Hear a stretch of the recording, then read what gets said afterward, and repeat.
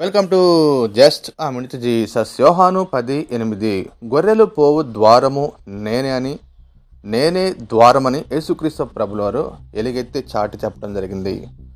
గొర్రెలు కాపరి యొక్క సంరక్షణలో పెంచి పోషించబడుతుంటాయి.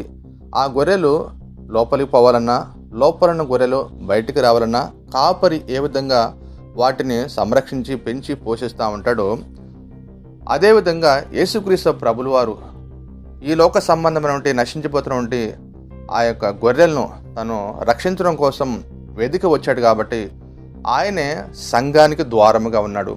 ఆయన ద్వారా తప్ప సంఘములో ఎవరు కూడా చేర్చబడరు. ఒకవేళ సంఘములో అపవాది చేత చేర్చబడినట్టయితే వారికి తీర్పు కలదంటూ కూడా ఆయన చెప్పడం జరిగింది.